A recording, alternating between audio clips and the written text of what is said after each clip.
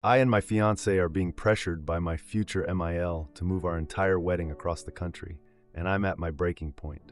My fiancé and I have been together for 5 years now. We met in college back in Alabama, where we're both originally from, but moved to Utah 3 years ago when he matched for his neurosurgery residency here. The move wasn't just for his career. I have a chronic autoimmune condition that causes pretty severe joint inflammation, and the dry climate in Utah has been incredible for managing my symptoms. I can actually work full-time as a physical therapist here with way fewer medications than I needed back home. When we got engaged last year, we fell in love with this venue near the mountains where we had our first date in Utah. It's not overly fancy or anything, but it has a view that means a lot to us, and they had a date available that worked perfectly with my fiancé's residency schedule. Those of you with partners in medical residency know what I'm talking about. Finding any free time is difficult. We put down a non-refundable deposit and booked it a full year in advance to give everyone plenty of time to plan. At first, my future Mael seemed happy for us. She sent us a card with a check to help with expenses. But about 2 months ago, she started making comments about how inconvenient a Utah wedding would be when both of our extended families are still in Alabama. She kept bringing up various southern wedding traditions that apparently can't possibly be replicated out west. Things came to a head yesterday. My fiancé was working a 16-hour shift at the hospital, and I was making dinner when my future Mael called. She started off pleasant enough, asking about wedding plans and how my fiancé was doing with his schedule. Then she mentioned that she'd been talking to family, and apparently everyone is concerned about travel costs to Utah for a wedding that could just as easily happen at home. I tried to gently remind her that we gave everyone a full year's notice specifically so they could save up and make arrangements if they wanted to attend. That's when her tone completely changed. She mentioned this worsening anxiety about flying that she's never mentioned before in the 3 years we've lived here. I suggested maybe my fiancé could research some anti-anxiety meds that might help, or that we could help them plan a road trip with nice stops along the way, if that would be more comfortable. She sighed dramatically and mentioned that grandmother probably wouldn't be able to attend at her age, which is incorrect because I spoke to grandmother last week and she was telling me how excited she was to see the mountains for the first time. Not to mention, she goes on a cruise every year and is more active than I am most days. The conversation got increasingly tense as she suggested we're being selfish for prioritizing pretty pictures over family attendance. I tried explaining again about my fiancé's strict residency schedule and my own health needs, but she interrupted me with, "Everyone has aches and pains, honey. That's just part of getting older. I'm sorry, but comparing my diagnosed autoimmune condition to normal aging aches is just so dismissive I wanted to scream." The conversation ended when she asked if we'd already gotten married in secret so the family doesn't have to bother coming to Utah. Then she hung up before I could even respond. When my fiancé finally got home around midnight, he found me still upset. He was supportive and told me he'd talk to his mom, but I could tell he was exhausted and stressed about being caught in the middle. This morning over breakfast, he got several text messages from relatives suddenly expressing concerns about the Utah wedding. It's pretty obvious his mom has been actively recruiting people to pressure us. The thing is, we're well past the refund deadline for our venue. We'd lose our entire deposit if we canceled now. Not to mention all the other vendors we've booked locally. And the fact that my fiancé cannot take time off to travel to Alabama for a wedding due to his residency schedule, and that my health is genuinely better here in Utah. I'm trying to be understanding of family traditions and all that, but this feels like my future Mael is deliberately ignoring the very real practical and medical reasons behind our choice. My fiancé is supportive, but also clearly torn between his career, my needs, and his family's expectations. He's under so much pressure at the hospital already that I hate adding to his stress with family drama. We've already sent save the dates with the Utah location. People have started booking flights and hotels. We'd look irresponsible if we suddenly changed everything now. Not to mention, we genuinely love our venue and the meaning it has for us. I don't know if I'm being unreasonable for standing firm on our venue choice. I know destination weddings can be a burden on guests, but it feels like my future Mael is completely dismissing our life circumstances in favor of what she wants. And the way she minimized my health issues really stung. My fiancé is back at the hospital for another long shift, and I'm sitting here stressing about whether I'm causing unnecessary family drama by not just giving in. I'm trying to imagine if there's any possible compromise that wouldn't involve completely scrapping our plans or putting my health at risk, but I'm coming up blank. Thanks for reading this far if you made it. I could really use some outside perspective on whether I'm being stubborn about this or if I'm justified in holding my ground against my future Miles wedding location campaign. Now for the first update. First of all, wow. I did not expect my post to blow up like that. Thank you all for the supportive comments and advice about our wedding venue situation with my future Mael. I've been trying to read everything, but there's just so much. It's been 2 weeks since my original post, and things have somehow gotten worse instead of better. After reading your comments, my fiancé and I had a long talk about setting boundaries with his mom. He was super supportive, but also clearly exhausted from his 80-plus hour work weeks at the hospital. He promised he'd call his mom the next day to firmly but kindly explain our decision was final. So he called her and laid everything out.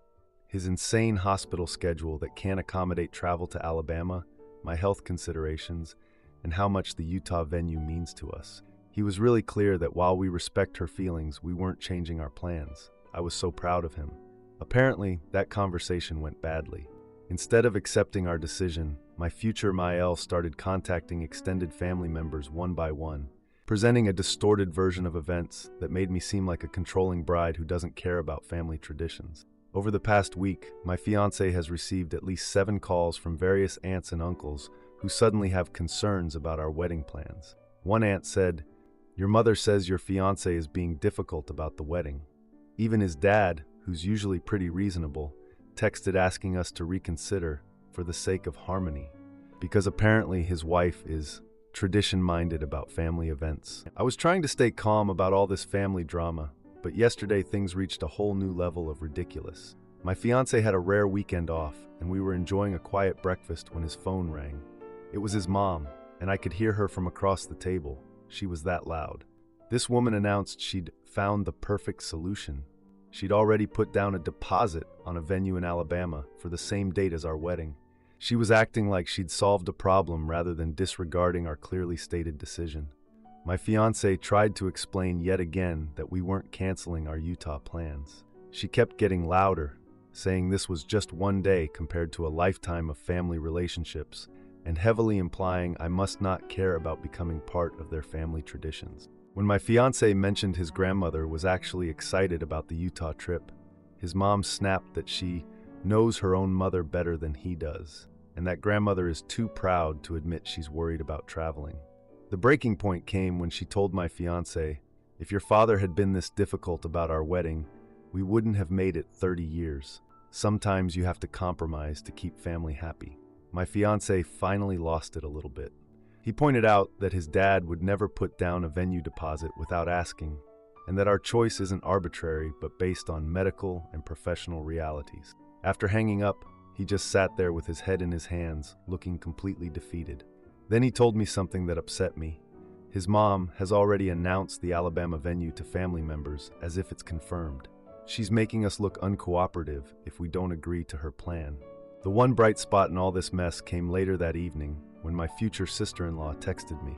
She apologized for her mom's behavior and confided that her mom has always expected to plan her only son's wedding exactly as she envisions it.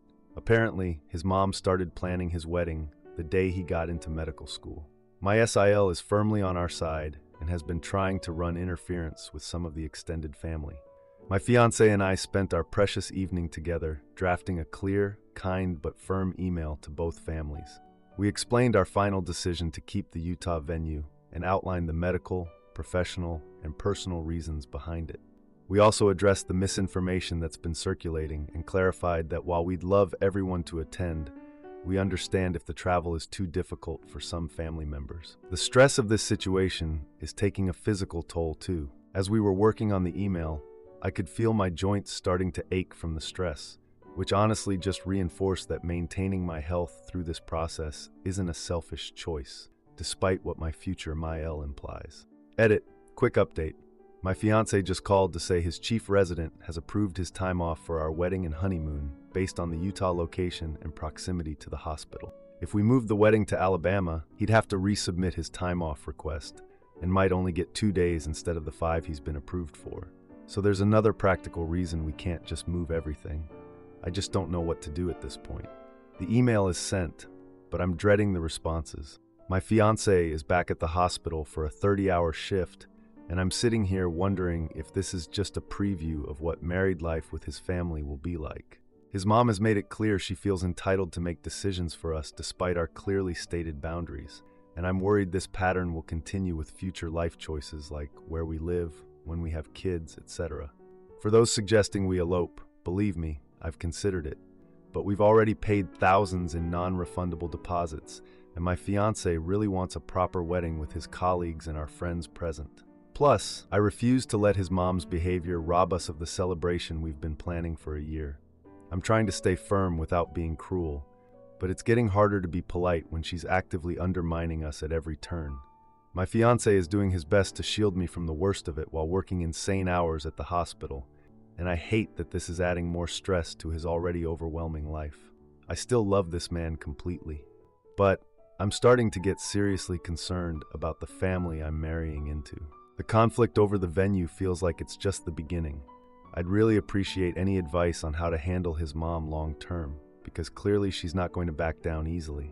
I'll try to update again when we get responses to our email, but it might be a while since my fiancé is swamped at work and I'm trying to focus on the actual wedding planning that still needs to be done. Now for the second update. Update 2.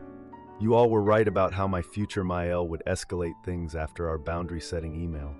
I honestly thought I was prepared for her response, but wow, I was not ready for what happened next. It's been about a month since my last update. Thanks for all your support and advice on that post. And we're now just 6 weeks away from our wedding date. The venue situation with my future Maëlle is still a problem, despite our best efforts to resolve it. After we sent that carefully worded email to both families explaining our decision to keep the Utah venue, the responses were predictably mixed. My family and many of my fiancé's relatives were totally understanding about our situation. His parents, however, sent back a formal response saying they would try to make arrangements. My fiancé has been working extra shifts at the hospital lately. He's trying to bank extra hours so he can be present during our wedding and honeymoon without his phone blowing up with hospital emergencies every 5 minutes. This means he's barely had any bandwidth to deal with the ongoing family drama, which I completely understand. The man sometimes works 30 hours straight and comes home looking exhausted. A quick note. Many commenters pointed out that my future Maëlle was likely going to try something dramatic, since she felt her control slipping away. And boy, were you all spot on. I should have been more prepared for what happened next. Yesterday, I got a phone call from my fiancé's grandmother. She sounded confused and asked me why there were 2 wedding invitations going around. I learned that my future Maëlle had sent out informal announcements for the Alabama venue to the entire family. This was despite our decision and the explanatory email we sent to everyone. When my fiancé got home that night, I told him what his grandmother said, and he immediately called his dad.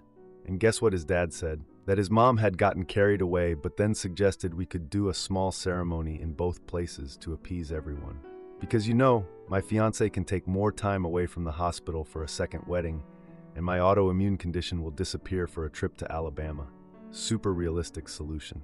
This morning, my fiancé finally had a rare day off, which we had specifically set aside to finalize some wedding details and just be in the same space for once. We were sitting at our dining table reviewing the seating chart, trying to keep feuding cousins separated while also making sure my autoimmune-friendly meal options won't cause confusion with the catering staff. When our doorbell rang, I wasn't expecting anyone, so I opened the door. There stood my future in-laws, in Utah, on our doorstep.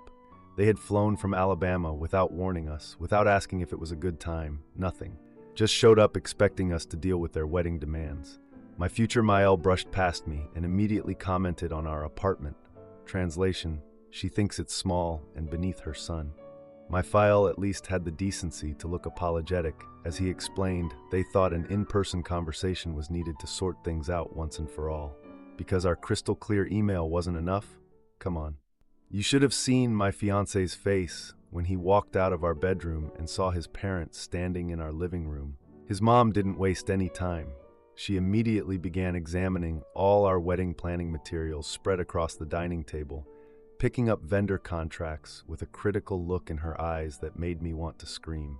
The absolute worst part was when she picked up our venue contract and had the audacity to remark that the deposit we'd lose isn't so much in the grand scheme of family harmony. This woman had invaded our home and was casually suggesting we throw away thousands of dollars that we paid, not her, along with all our careful planning.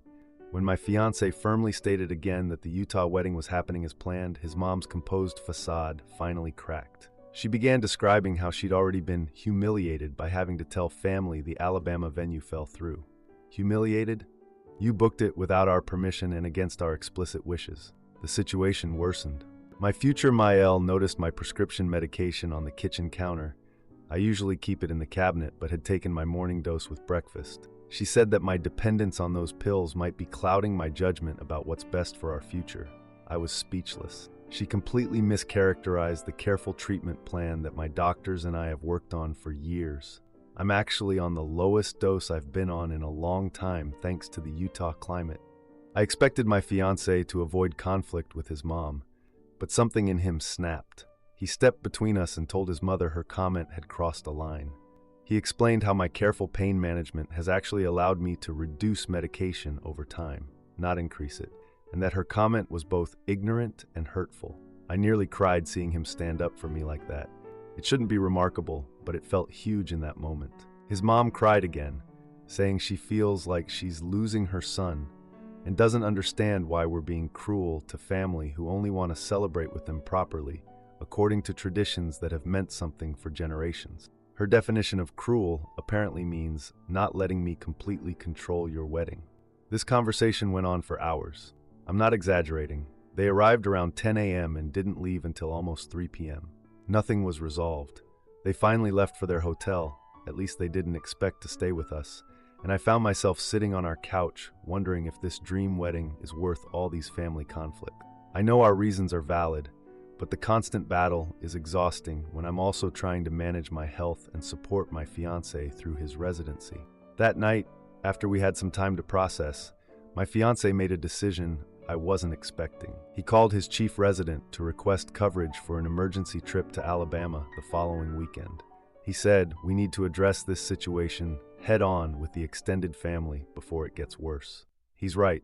His mom has been controlling the narrative this whole time, and we need to speak directly to the family instead of letting her continue to distort our position. So now I'm packing for a surprise trip to Alabama this weekend. Super convenient with my job and health issues, but what choice do we have at this point? My fiancé is scrambling to rearrange his hospital schedule, which is causing him huge stress, all because his mother couldn't respect our clearly stated boundaries about our wedding. I'm emotionally drained from this entire situation with my future Mael, but I promise a final update when this is resolved. I'm both dreading and looking forward to finally confronting this situation with the extended family present. At least they'll hear our side directly instead of whatever version his mom has been spreading. Now for the final update to the Mael wedding venue drama. Can't believe it's actually over. First off, thank you to everyone who followed and offered advice. Your support kept me sane through this whole ordeal.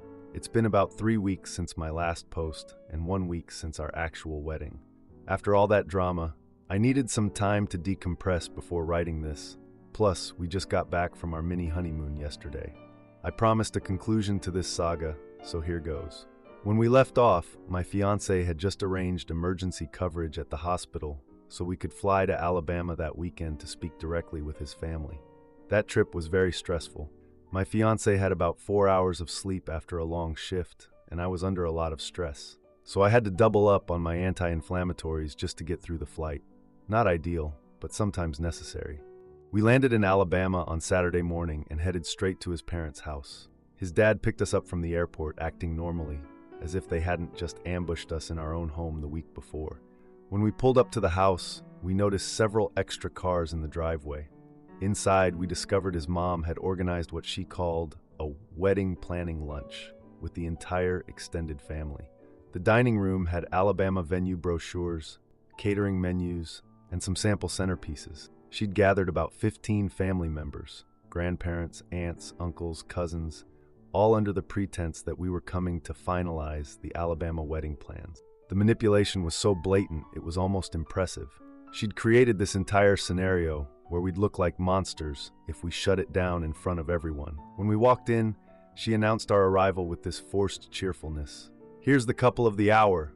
Now we can finally sort out this wedding misunderstanding and get back to proper planning."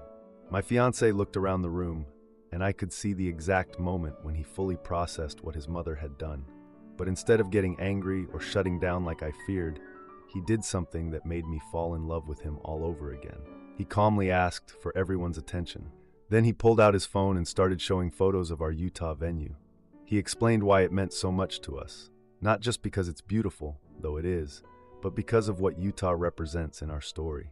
He talked about his demanding residency schedule, how the hospital had approved his time off specifically because the wedding was local, and how the mountain climate has genuinely helped me manage my condition when medications alone weren't cutting it. His mom tried to interject several times with comments about family obligations and proper Southern traditions, but he just kept going in a calm voice. The room became quieter as he spoke. Then he mentioned how his grandmother had told us she was excited about her first trip to see the mountains. His grandmother immediately piped up that she'd already bought hiking shoes for the trip and was not too old for an adventure. The look on my Mael's face when her own mother undermined her narrative was priceless. Then my fiancé shared something he'd never told his family before. During his first year of residency, when he was working 120-hour weeks and almost quit medicine altogether, I had driven him up to the mountain spot where we later chose our venue. It was there that he found the strength to continue his medical journey. Our wedding location wasn't just a location. It was the place that had supported him during challenging professional times. The room went completely silent. Even his mother didn't know what to say. Then his aunt suggested they could turn the Alabama venue deposit into a post-wedding reception for locals who couldn't make the trip. Several relatives immediately offered to help coordinate travel arrangements for the older family members. Just like that, the power dynamic shifted. His mom sat there looking stunned as her careful manipulation unraveled in real time. She didn't apologize, but her attempts to control the situation completely dissolved as family members enthusiastically began planning their Utah trips. We flew home the next day feeling relieved. The weeks leading up to the wedding were busy, but relatively drama-free. His parents still came to Utah as planned, with his mom maintaining a proper demeanor the entire time. She participated in everything, but with a detached politeness that was preferable to active sabotage. The wedding itself was last weekend, and it was absolutely perfect. The weather cooperated, my pain levels were manageable, and my husband was fully present without his phone blowing up with hospital emergencies. Almost everyone made it. About 90% of the guest list showed up, including all the relatives his mom had insisted couldn't possibly travel. His grandmother thoroughly enjoyed exploring the mountains. She kept taking photos to show her friends back home and told me at least 3 times that this was the adventure she needed in her 80s. During the reception, my husband's dad pulled him aside for a rare heart-to-heart. My husband told me later that his dad actually apologized for not stepping in sooner and admitted he spent 30 years enabling his wife's controlling behavior. Not sure if anything will actually change long-term, but it was something. As for my MIL, she maintained her composure throughout the weekend, though I caught her dabbing away tears during the ceremony. She did compliment my dress, which might be the nicest thing she's ever said to me.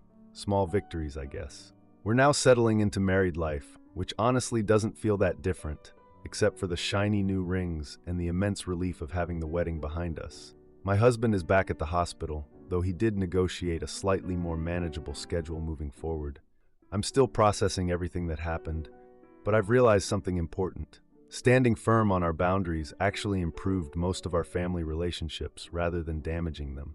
By refusing to give in to manipulation, we gave other people permission to be honest about what they wanted too. Edit.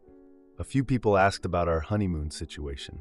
We couldn't take a proper one because of my husband's residency schedule, but we did manage 3 days at a cabin about an hour from the hospital. We're planning a real 2-week trip to New Zealand after he finishes residency next year. Also, for those who suggested couples therapy to help us navigate future MIL situations, we're already on it. First appointment is next month. Thank you, Reddit, for giving me the courage to stand firm when I was wavering. This community helped me see that prioritizing our needs wasn't selfish but necessary. I'll be sure to pay it forward whenever I see someone else dealing with boundary-stomping family members.